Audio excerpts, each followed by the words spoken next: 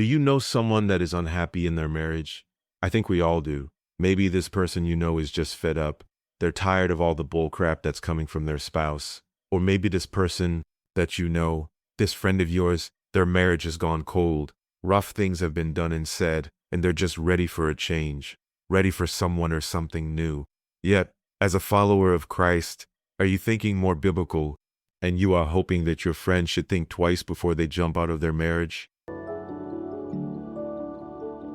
Welcome to Devotionals Concerning Marriage, the podcast where we pair the Bible to all things pertaining to marriage.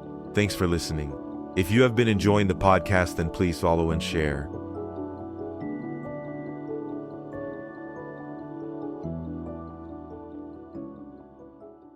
Why?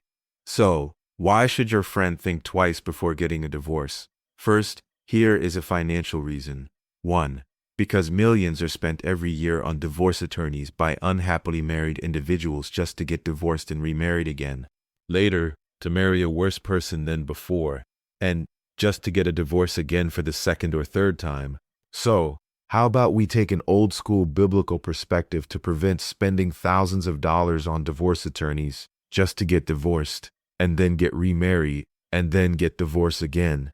How about we see what the Bible can tell us about being content with our current flawed spouses?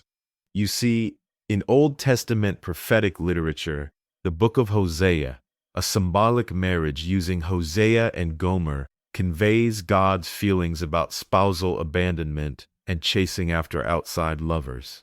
As you begin the book of Hosea, you will learn that symbolically Hosea represents God, the faithful spouse.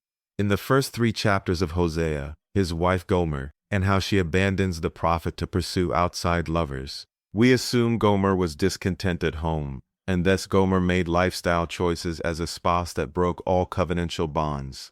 You see, Gomer sought to seek satisfaction outside of the boundaries of her marriage. And that is similar to many of us, and definitely many Americans today.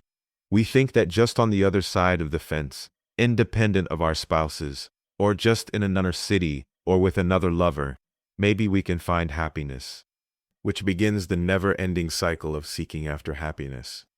Chasing after happiness, the unhappy spouse is seeking an improved state of mind somewhere else or with someone else that just might have nothing to do with your current spouse, because happiness begins with a right relationship with God.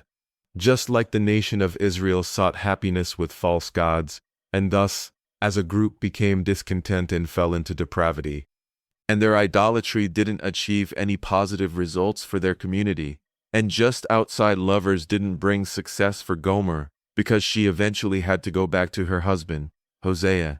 And why did Gomer have to go back to Hosea? Because she eventually got tired. She eventually was wearing down from chasing after her lovers and was not getting any sense of fulfillment. In other words, Gomer learned that her life was more prosperous at home. This is a lesson that believers should adhere to. The lesson, a life application from the text, the book of Hosea, that abandoning a spouse and seeking outside lovers in similarity to the nations of Israel's idolatry might not be beneficial for a married man or woman leaving their current spouse and seeking fulfillment from outside lovers. A divorce or spousal abandonment might lead to more discontentment and unhappiness in life. Well, I hope this message reaches and helps your friend that's thinking about a divorce. And do not forget to follow the podcast and to share this message with your friend. Thanks.